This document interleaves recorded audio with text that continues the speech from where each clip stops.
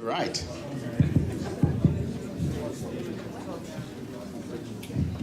Okay. We have the rocket scientists up at front.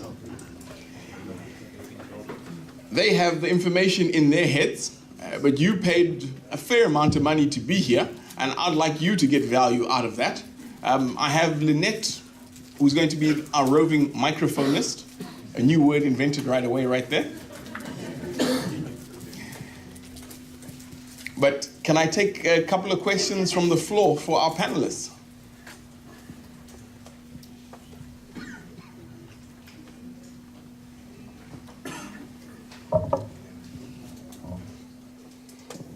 Hello. Hi.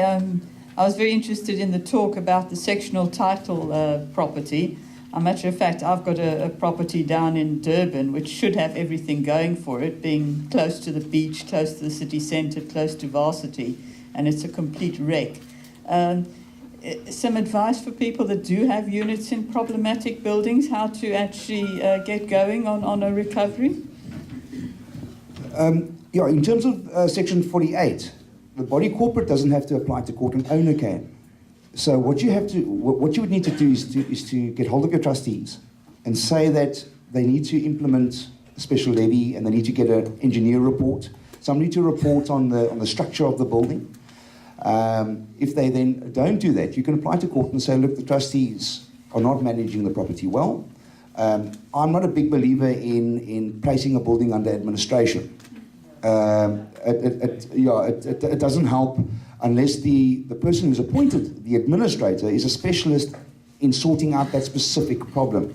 Sectional title is another animal because there's not only one problem, there's 10 million problems that leads to one problem. So you've got to sort these things out. I believe that if your trustees and owners are in control, they will do the best interest of the building. The issue is you've got to balance between the best interest of your pocket versus the best interest of the building. So in terms of Section 48(1)(c), the application can be brought by an owner, a bondholder, or the body corporate. Does that answer the question? Okay. If I may also contribute to this discussion, I've got practical experience as the chairman of a board of trustees of a townhouse sectional title complex. And I'll never forget when I moved into that complex, I was a bit naive, believe it or not, but I never had a look at the financial statements. Unbeknown to me, I bought into a scheme where the trustees were saving. Everybody was saving on levies. And by the time I moved in there, I was immediately approached by one of the trustees, please come and help become chairman. We've run out of funds. And so this is very prevalent out there, that forever trustees want to save money without taking reasonable precautions that you've got enough reserves to cover for normal maintenance. And then in the end, you are forced to revert to special levies. And special levies, you should try to avoid as, I wouldn't say at all costs, but it's always an indication of poor management when you have to revert to special levies. You should plan properly ahead, like for any company, build up reserves for the unforeseen and for the maintenance that you know is going to occur. Yeah, that's my little bit. Yeah, thank you. Dr. Brueggemans, tell me about the dynamics of the MPC. There are these august people who sit in a tall black building in Pretoria, and they have a legislated mandate, but then they broadened it under Trevor Manuel to have growth, that you can't just hike rates and choke off growth.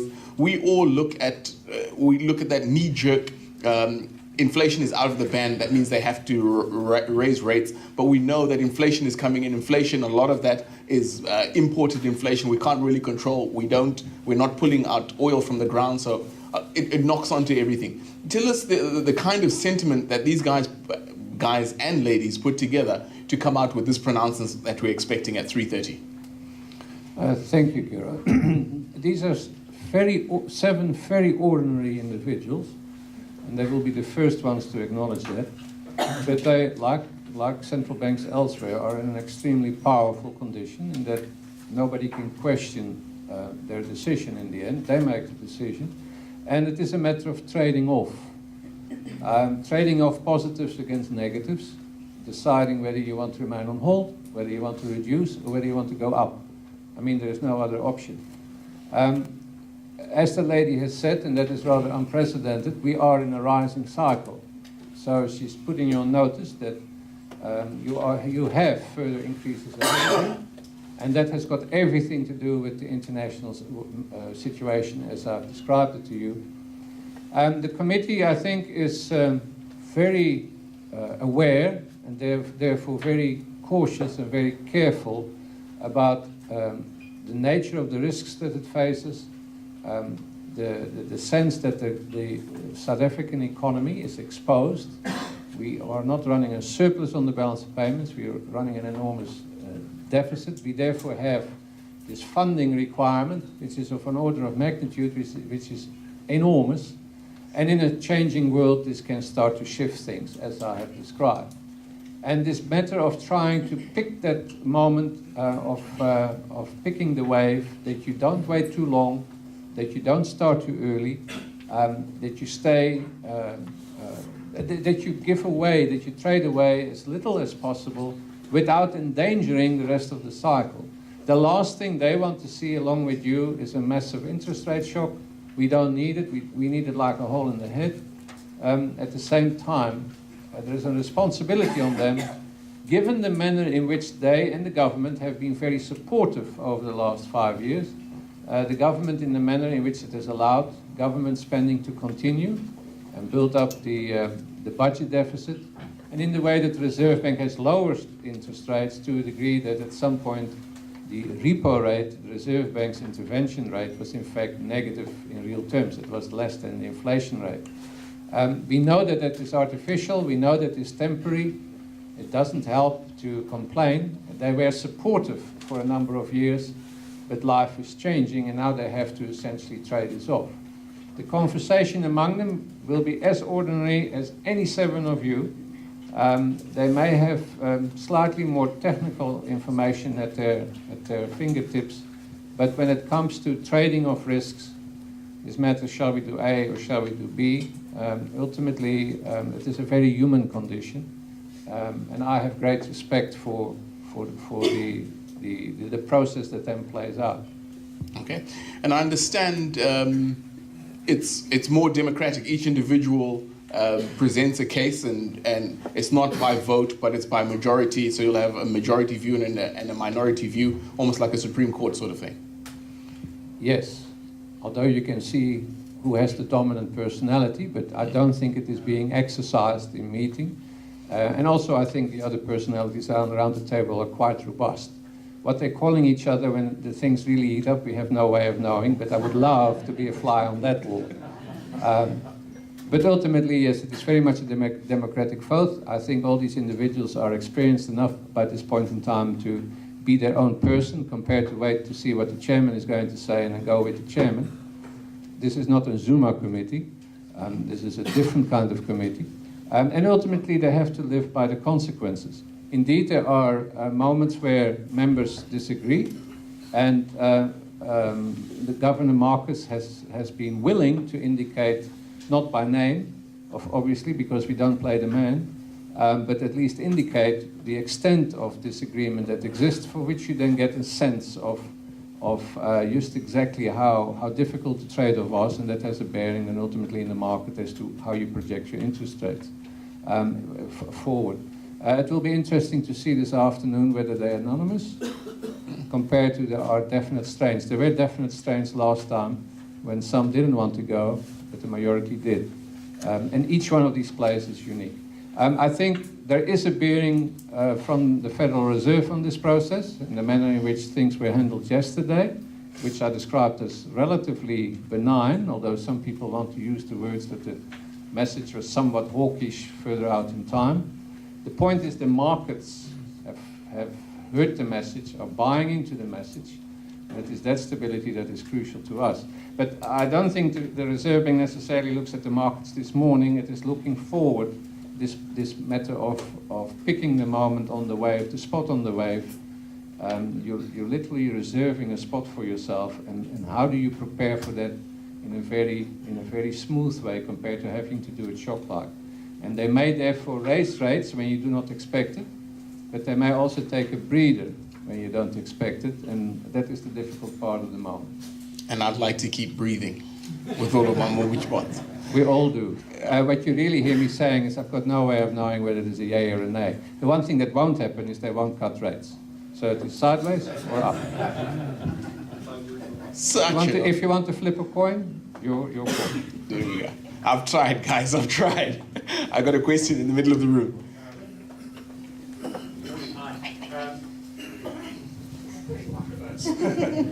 Hello. This question is for Len. Len, you took us through the sectional title, Section 48 of the Act. Could you perhaps elaborate how the problem bylaw or sections of the problem bylaw were applied to Senator Park, and also if you can clarify, was the Section 48 applied after the building was declared a problem building, or was it in a parallel process? If you maybe just elaborate on that element. Yeah, the Section 48, the court application was done before the building was declared. We actually requested that the building be declared a problem building. The way the problematic building bylaw works is they have to serve you with the intention of declaring the building a problem building and list the infractions, such as drugs, prostitutes, buildings in a bad state of repair. You have 7 days to come back to the city to say how you're going to remedy this. We had already remedied this by a court action. So, in essence, we had fulfilled the notice that was served upon us. We were taking action. So, what we then did was we asked the city to declare the building, because in terms of Section 7.6 of the problematic building bylaw, it makes all occupation unlawful. Our biggest fear was that we empty the building and squatters move in, and then they hijack your building. That was the biggest problem that we faced. That's why we had actually welded bars across the doors so that the guys couldn't get in.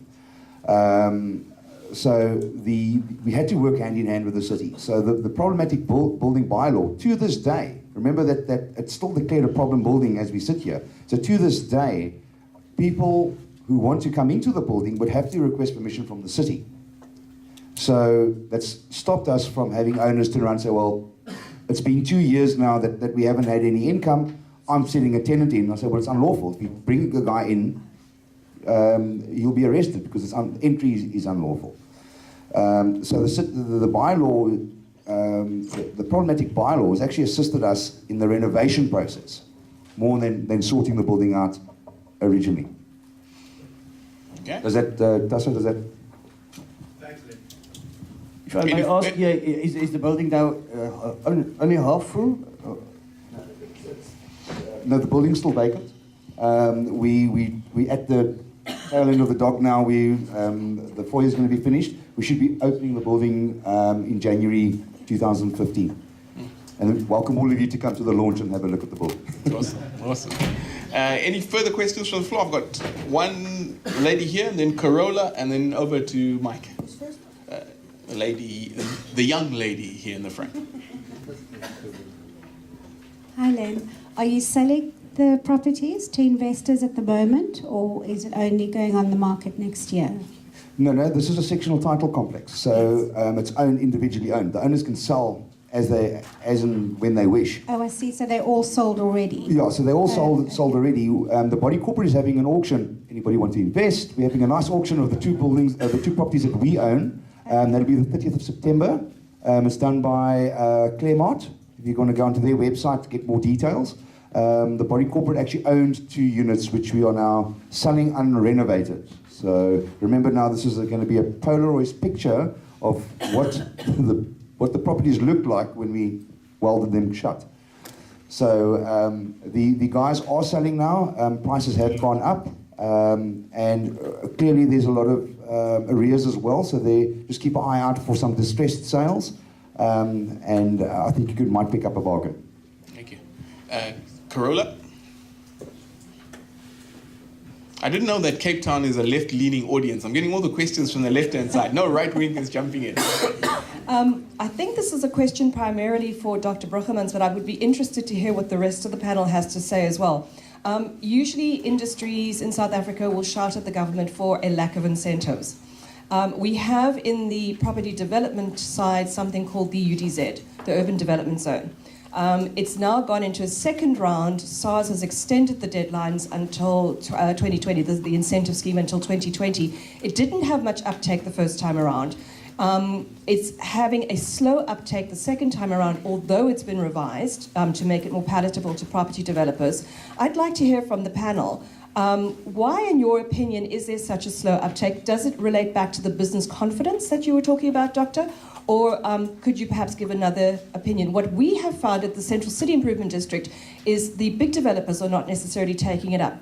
But what I would call smaller property developers are starting to, in that you have professional firms who currently own buildings within the zone who are now looking to invest in second or third buildings because the scheme is of interest to them. This is a very micro question, very specific to your circumstances there. I think you provided your own answer there in the manner that I spoke about confidence. The climate overall has not been encouraging in terms of an wholesale support once incentives are given. But that is where my contribution is limited. I think the other two panel members should give you a better sense. Yeah, I could, I've never called myself an economist. I'm a quasi something. So I can immediately think of two reasons. The first one is possibly that, don't forget that our big investors are institutional and they tend to be pension funds and insurance companies, and they don't pay tax on rental income. So the UDZ allowances don't benefit them. I understand Portside is a case in point where Old Mitchell, who is the 50% owner of that sectional title building, they are not entitled to the UDZ allowances, even though it falls just inside the UDZ perimeter. And the second possible reason that I can think of is more fundamental, and this is that, it's all very nice to have an income tax allowance, but you must first make a profit and to benefit from that. And we are in the cycle now. We have a huge oversupply, and we've had a pretty huge oversupply for a long time. So the private investor would, by nature, be hesitant. Carola, I'm not a tax expert, but I understand SARS giveth and SARS taketh.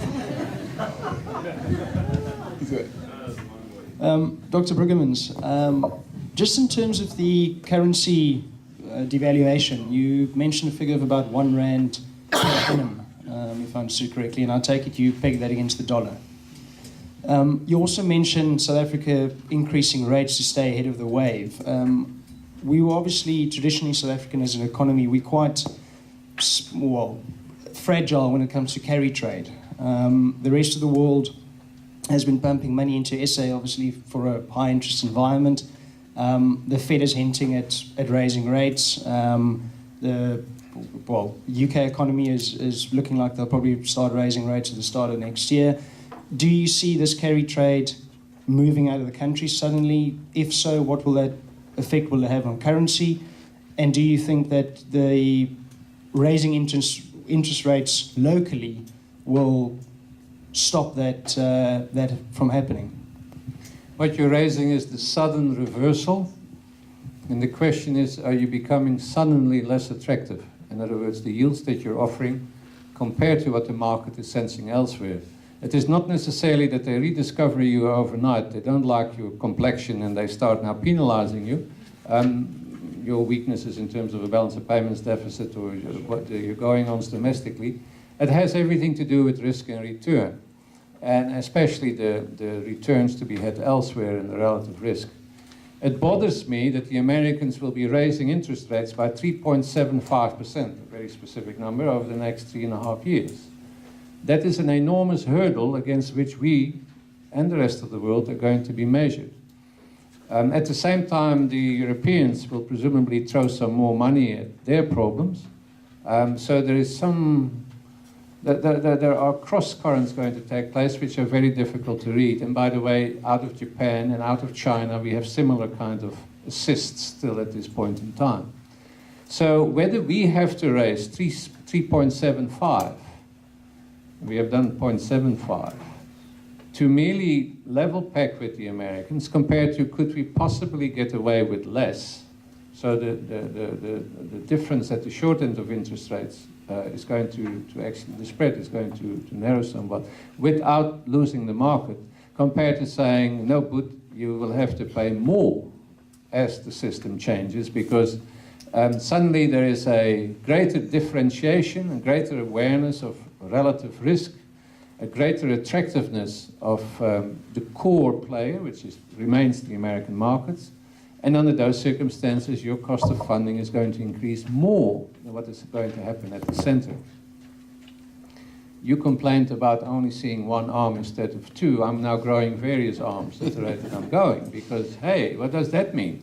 Are we only going up by 2, while the Americans are going to go up by 3.75 at the short end, compared to we're going to go up by at least 4? Do I hear 5? Bid me 6. No! Actually, that was the cat being carried out. And it doesn't take me any joy to talk like this, but it is a matter of risk, and it is not what is going to happen this afternoon what is important, it is the next 3 to 4 years. So whatever your position is, what is the modern word? Stress tested. Stress tested against a prime of 14. Against 13, against 12, against 11. And you can allocate different probabilities to that. The point is that somewhere in that range, we're going to stabilize on a 3-year view. And it is going to be up to markets. Now, that is the good scenario. That is the benign scenario. Because the idea is that you go there smoothly, that the Americans go there smoothly, the markets go along, and we go along for the ride, and we don't have too many disturbances. There are other scenarios, and by the way, the permutations are much more than just a few arms. But that then becomes a matter of what haven't we foreseen, and life is full of surprises. Who is going to get wrong? Is it the American economy that surprises? Is it the policymaker that makes mistakes? Is it the markets that go for a walkabout, as they've done before? Is the process really going to remain benign all along? And there are many, many people who then start to worry. And our DNA is not favorable. We have it in our system over time that we tend to overreact to these things. So from a leveraged property situation, one has to bear in mind that you are in a rising cycle, and the cycle could be more dynamic than what at this moment in time is being discounted. It is not what we control. It is what markets do and what other people overseas, policymakers, do. Okay. If we get to 14%, I hope you support me in my tomato selling business, because I'll be out of the property business. Mr. MC, if I might just remark on that remark of stress testing, I would just wonder, there are representatives of the banks here. I wonder to what degree they stress test their mortgagors. Yeah. In other words, the guys who borrow from them through a mortgage bond. That would be interesting. Before you give it to the banks, may I just remind you that when I was appointed chief economist of First National Bank on the 1st of May 1985, I had my first stress test in that week. An audience like this, of very skeptical people, all about twice my age. Prime was 12 and a half. And the first question was from a very elderly gentleman no, I'm getting this completely wrong. Prime was 25. Prime was 25. And the first question from a very elderly gentleman in the audience was, where will interest rates be 12 to 18 months from now? So I said about 12 to 15, at which point my career ended. And I suppose you know who was right. After that, I didn't quite have the same track record over time because, you know, it is like a casino. But yes, certain things stare you in the face. When you are at 25 and the damage has been done, you only have one way, you're going down. We are at the moment at the beginning of the cycle. We have only had an installment, and we know it is a monster wave that is coming, and we're just hoping that it is a perfect wave. Yeah. Did you venture another prediction, 12 to 18 months? No, it is 36 months this time because the schedule, the runway, is being laid by the Americans. I mean, we haven't had this kind of certainty before in a rising cycle, but it is the size of the American balance sheet, it is the unnatural conditions that have been created, the surplus excesses running in the trillions of dollars in banks and at the central banks, where an awful people sense there is inherent instability here, compared to saying, don't worry, hold my hand while I talk you through it, and it will remain smooth, I promise you, which is the story that we hear daily. So on the 36-month view into 27, 2018, yeah, the likelihood of a prime 12, 13 is a given. You don't get away from that, from 9 now. My uncertainty has to do with how much more, given everything we talk about, our DNA, what can go wrong internationally, and all that good stuff. Okay, thank you. The challenge has been thrown by Erwin. If there's any bold bank representative, we'll disclaim it. We won't say you're speaking in official capacity. The views expressed are not necessarily yours, but would love to have the conversation if you want to. Anyone? Haircut sometimes. Pre the crash, I was asked to give a loan book, I'm not going to mention names because I'm now retired, of between 30 and 50%. So when you stress test, you look at your loan to values, you haircut those, and yeah, what happened, happened. So it's an exercise that banks do. May I just point out, though, that the last 5-6 years, the banks have been extremely conservative. So even though I no longer represent the bank, this is an unusual spot to start a cycle of tightening. This is not your usual upswing, your usual exuberance that lays 6 years behind us. The true moment, the moment of truth that you all remember was late 2007 when some banks were way beyond the pale, even locally. We are not in that condition now. And there may be other credit categories where we have seen a small bank go, but when it comes to the big banks and their books, my impression as an outsider would be to say that this cycle looks very much more contained and controlled compared to other cycles we have been into. But stress testing is that you start to take things and see what your balance sheet does. Thank you very much for that contribution. Ladies and gentlemen, the panelists Len Lowing, Erwin Ruder, and Dr. Kees Broekemans, thank you very much.